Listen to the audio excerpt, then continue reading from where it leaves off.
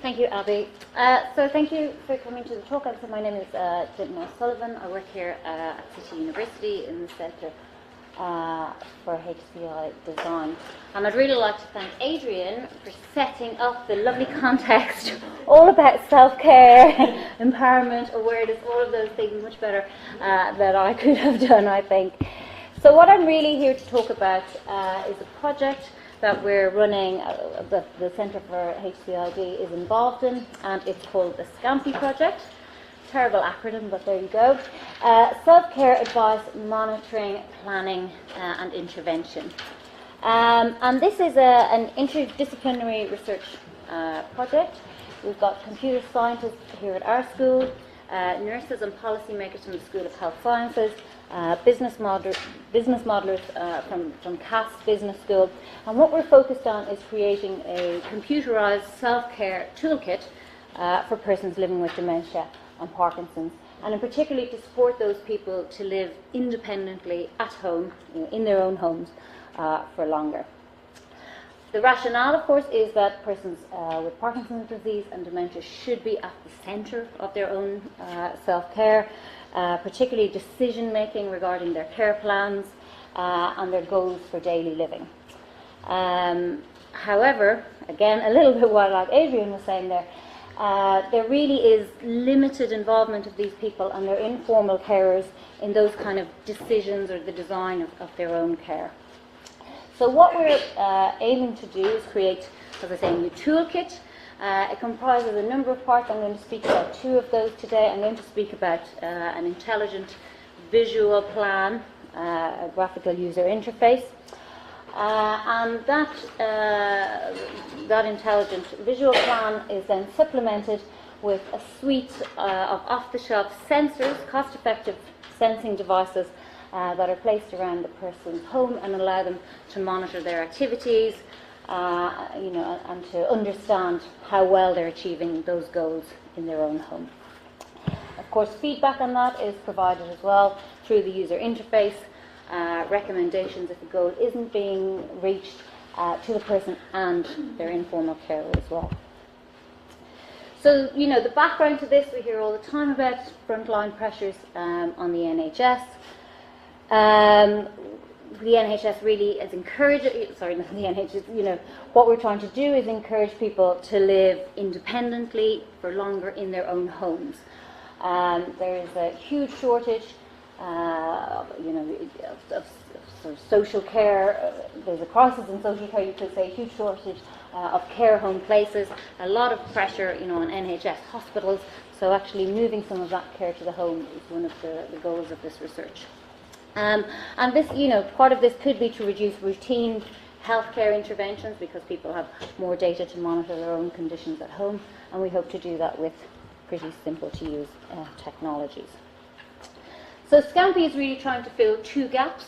It's trying to fill one gap between the person and the care plan. I'm going to talk a little bit more about the care plan in the next slide, but essentially a care plan provides directions for individualized care for a particular patient.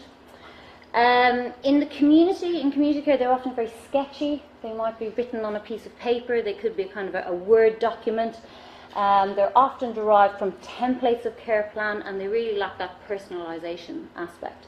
So through our tool, we're trying to really focus the care plan around the individual person's goals.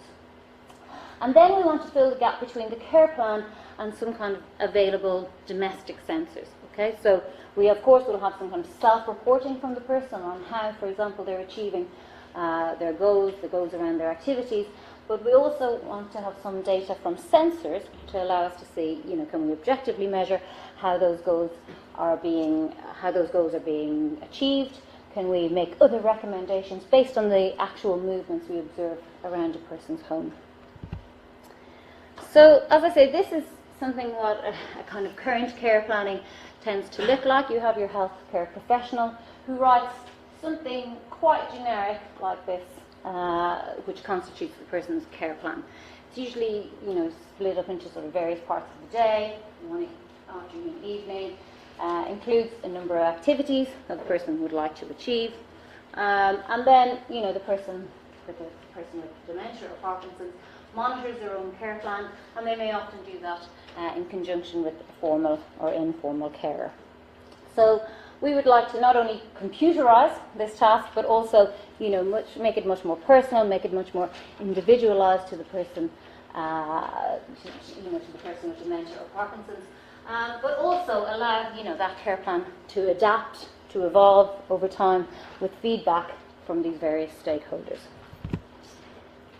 So there are 4 scientific challenges we're looking at. I'm going to focus on the first 2 here today. The first one is to create a new visual language and associated user interfaces for care planning.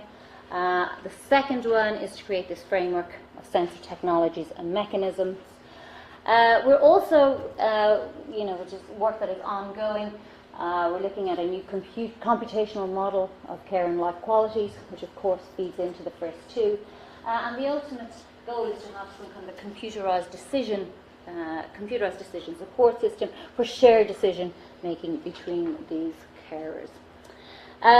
So as I say, I'm going to talk about number 1 and number 2. Number 1, I must say that Katerina here has actually done nearly all of this work, and number 2, I've been more involved in that particular aspect of the project.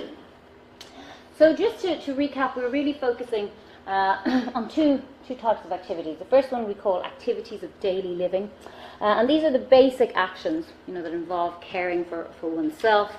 They include things like your personal care, your mobility, your hygiene, your eating.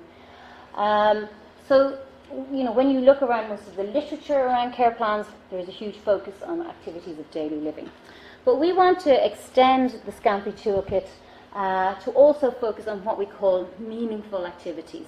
Okay, so meaningful activities got a broader context than activities of daily living. We're talking about physical, social, leisure activities that are tailored to the person's needs and preferences. So they often include kind of activities that we would, I suppose, call hobbies: reading, gardening, arts and crafts, conversation, singing, and they're things that stimulate a person's emotional, creative, intellectual, spiritual side. There's very little, in the literature or out there, in the commercial environment, in focusing on supporting and developing these kind of meaningful activities for persons living with Parkinson's and dementia. So, as I say, I'm going to talk first about the front end that Katerina has been heavily involved in. And this is, we call this work package the new visual language and associated GUIs for care planning. So we followed a co-design approach for capturing requirements for a tool. We involved persons with dementia and Parkinson's and their informal carers directly in co-design workshops. And these co-design workshops ran over a year here at City University. And the end result of these co-design workshops were prototypes, for what the visual tool is actually going to look like, which were ultimately then evaluated with the participants in our co-design workshops. So I assume most of you are very familiar with what co-design is, but just to recap, it's a process, I suppose, whereby users become part of the design process, where they're seen as experts of their own experience, and they participate actively in the entire design process. I think this figure sums it up quite nicely. It's all very fuzzy at the start because there's so many requirements, but ultimately it kind of normalizes that into some kind of prototype and product at the end. But it's a very useful tool, obviously, for researchers, for designers, to get an understanding of what it is that users actually want from the process. So we ran 4 co-design workshops in total. In the first one, we gathered background information, requirements, and explored the user's initial needs. Okay, so what would they, what would they like this tool to actually support? What are the kind of activities they would like to be supported, and what are their goals, in terms of their self-care? We also asked the participants to perform cultural probes. Okay, we gave them some cameras, asked them to use these cameras when they're at home to document their typical, activities, be those ADLs or those meaningful activities, and we use that as part of our data collection. In the second workshop, we explored the sensors that we were planning to use as part of the project. Got their feedback on how they felt about these sensors, their understanding of sensors, how they felt, about data and those kind of things. And then, of course, we'd also gathered more information about their goals and activities, thinking about how not only the visual care plan, but also the sensors could support those.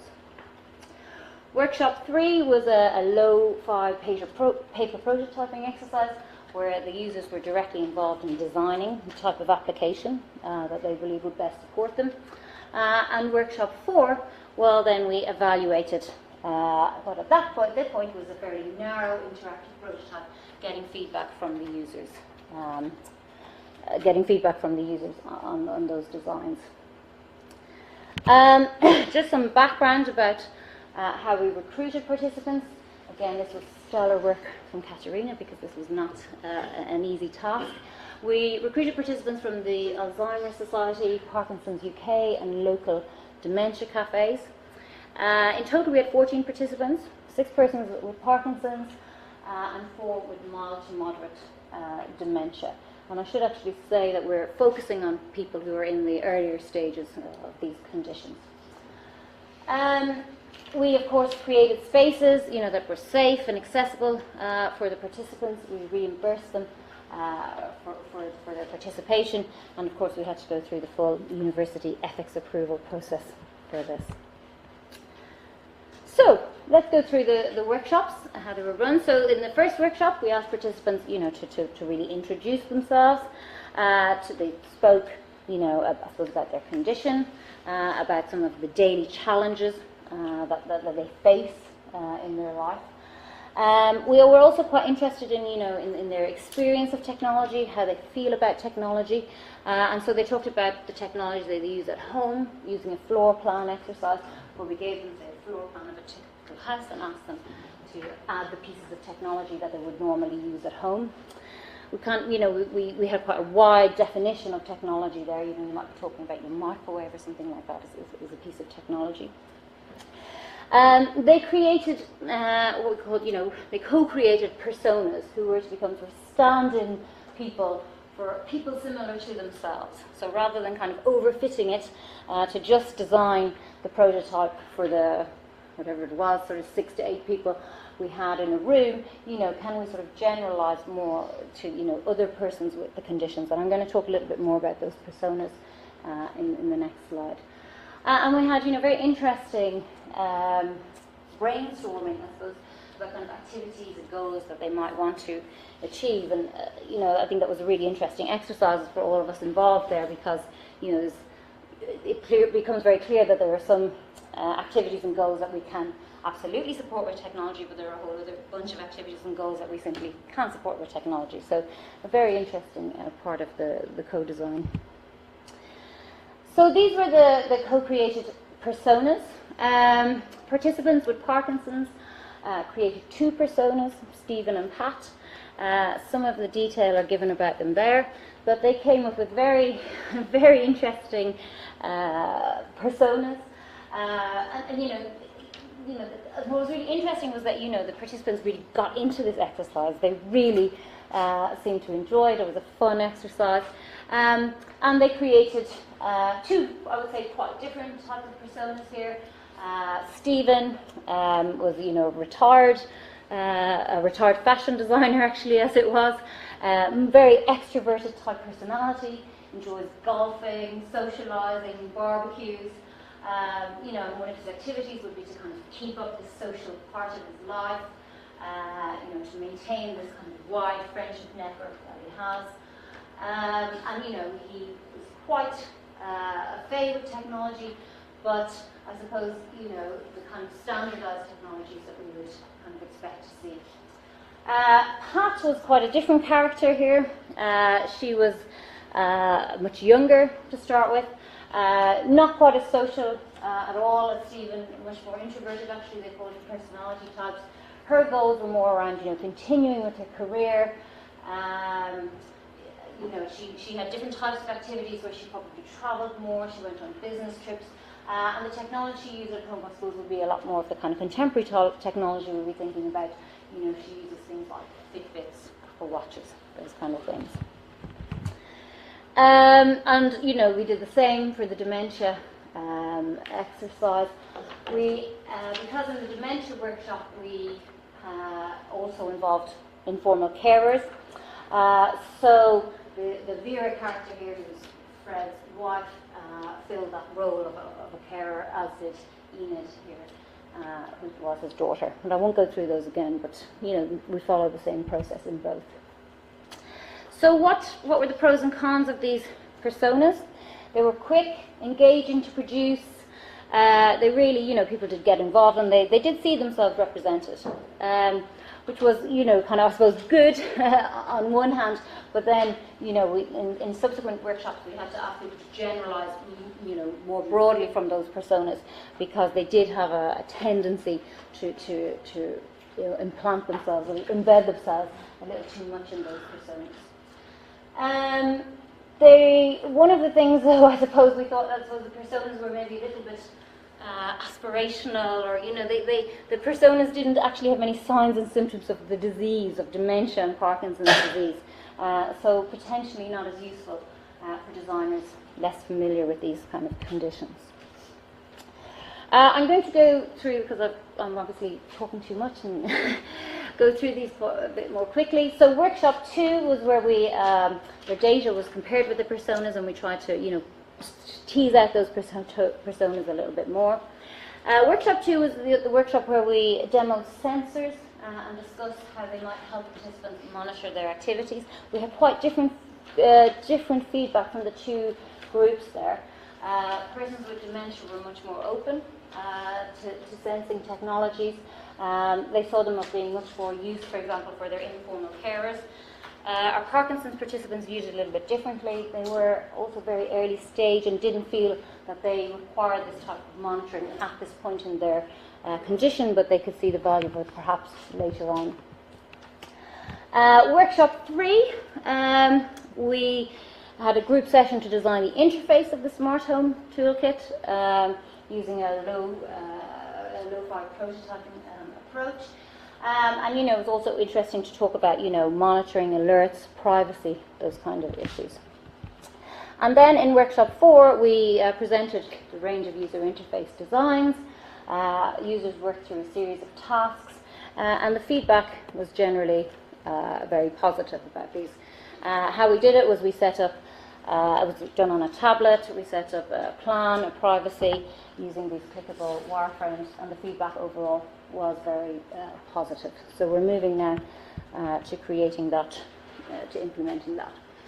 I don't have as much time, but I'll speak briefly about the sensor technology framework that we're developing. The open monitoring toolkit, as we call it, has a number of aspects. First of all, we want to select the appropriate sensors. There's the configuring and installation of those sensors, and then some kind of, you know, technical and acceptability testing. And ultimately, what we want to do is, from the data that we collect from sensors, to develop an intelligent model that will allow us to recognize activities from sensor data and to understand if people are achieving the goals they set out. So these are the sensors that we selected. Passive infrared sensors that can study motion, they detect heat. Somebody passes by the sensor, so you can detect motion within a room, if a person is moving around a room within the home, for example. Contact switches that are placed on cupboards, fridge doors, those kind of things. So you can, you know, people are opening their wardrobe, things like getting dressed. If they're opening the fridge, you make inferences that if they're eating. Pressure sensors. This is like a mat that you place on the bed or a chair, something like that. You can't go on the floor either. You know, if somebody's in bed, if they're getting up during the night, can be something you might look at. Environmental sensors, temperature, humidity, light. So, for example, you know, if somebody is showering, if they're in the bathroom. Power meters to detect if an appliance is on. So, you know, kettles, fridges, again, those kind of activities. And then looking more at our meaningful activities, we came across these what we call beacon sensors, and they can capture fine-grained activities, so to monitor these kind of meaningful activities. So, you know, you could attach one of these, for example, to somebody's Kindle, to their remote control, to their golf clubs, and make inferences that they're using those things. This is the sensor architecture. I'm just going to go through one of these, possibly. because I've got a lot of examples. So this might be where you would use a passive infrared sensor, say in the bedroom here, so you can detect if somebody's in the room. You could detect, for example, this might be the drawer where they keep some of their clothes. You can, on that, you could put a switch to detect if somebody's opening it. The same with the wardrobe, and you could have a pressure sensor on the bed to detect if somebody, is sleeping, getting up at night, those kind of things. I have millions of examples here that I will go through because these are for various parts of the home. But I just want to talk very briefly about some of the modelling that we've been doing with the data. So the ultimate purpose of collecting this sensor data is to recognise activity from sensor data, and particularly fusing data from many of these sensors to recognise the activities in the home. We're following a Bayes net approach for recognising these activities, and then the model can be used to, recognise if people are achieving their goals, but also to predict the user's behaviour or look for unusual patterns of activity. So they look something like this. I won't go through it in too much detail, but at the bottom here you have where you have actually all your sensors. So for example here you have sensors that detects movement, sensors that detects if the door is open, if the door has been closed again. And at the top you have the various activities that we're looking at. So you're looking at, say for example, if somebody's taking a shower. We're looking for these kind of activities in a particular sequence, in a particular period of time. You would expect somebody to enter the bathroom, the sensor would fire, to open the shower door, another sensor would fire. The humidity then may rise from another sensor, then the shower goes off, etc., etc. And you make some kind of prediction as to whether that person actually achieved that goal or not. Okay, so just to conclude, involving people in their own self-care and technology that's being created for them is especially important. We followed this co-design approach because we wanted to draw out people's lived experience with this condition. The visual planning tool is supplemented, as I say, by the sensor architecture and this Bayesian model for recognizing activities. And so far, our initial findings, using, as I say, it's very early stages of design, but the SCAMPI tool can seem to be easy to set up, easy to monitor goals, and generally quite a pleasant experience for the users.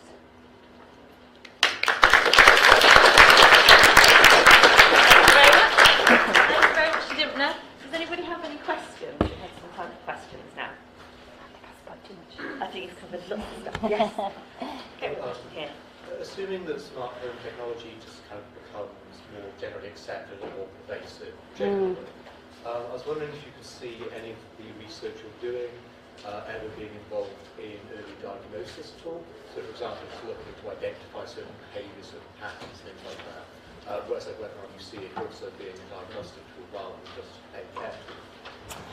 I suppose at this point what we're focusing on are people who have been recently diagnosed, right?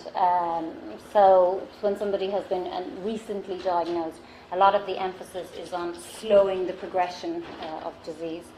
Early diagnosis certainly wouldn't be in, I suppose, the smart home context, because you would be then sort of, retrofitting everyone's house with technology. But there are certainly ways that smart home technology could be used, say, in clinics, for example, right? So, one of the real issues around people as they get older is their propensity to fall. And many clinics now, orthopedic clinics, once people, reach a certain age, they're bringing people in, they're attaching sort of sensors, to their legs, they're measuring things like their gait, their stoop, those kind of things. So I suppose there are going to be many of those more monitoring type clinics where smart home technology could be used, but not necessarily in the smart home. Does anybody else have anything? Please. What is the main challenge that you guys found working with people in the sense of them telling you this is the biggest challenge encountering, and how do you deal with, or how do you think we could deal with later stages of the disease when people, for example, actually have no recollection of the people around them.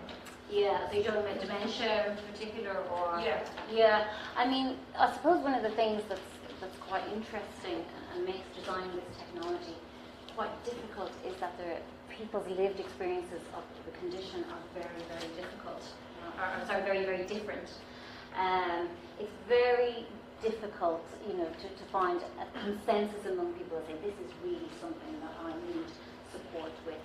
And the other thing I suppose about dementia and what complicates that as well is the fact that there exists a huge amount of comorbidities. So, most people have dementia plus another condition.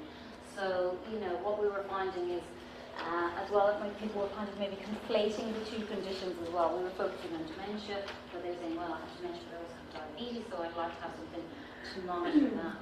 So I think part of this kind of co-design process is actually looking at the range of conditions out there, but then developing a technology that's flexible enough to be customized to those different kinds of issues. We also had some people, for example, had dementia plus Parkinson's, so that was quite an interesting kind of overlap. But those, very, I suppose, those very basic things, those activities of daily living are things that people really do struggle with. Another one that we found was, socialization. Okay, people tend to kind of, when they have these long-term conditions, lose their confidence, find it difficult to go outside, get more isolated. So there would certainly be, I suppose, some kind of an incentive maybe to add a socialization aspect to these kind of technologies. And that can be very simple, from linking people up to local services or kind of peer-to-peer network where you can put people in contact with other people experiencing the condition. I don't remember the second part of your question. How are you or have you thought about how the technology can be used for later stages of the disease? Yeah, again, I think that is we're very much focused on early stages, where people actually are capable of living in their own homes with some kind of limited support. The technology itself should be adaptable to feed back to the person. Okay, so it should be able to, for example, tell them about essentially their progression of disease. We see that you aren't achieving these goals. Maybe we see that you aren't achieving these more active goals, you get kind of other goals. But we don't see it as a tool that would be, supporting people to the end of the condition, where a completely different set of support is really required. But what we do think is that the technology might be able to sort of individualize the deterioration, the progression of the disease, which is supported in the ongoing ways.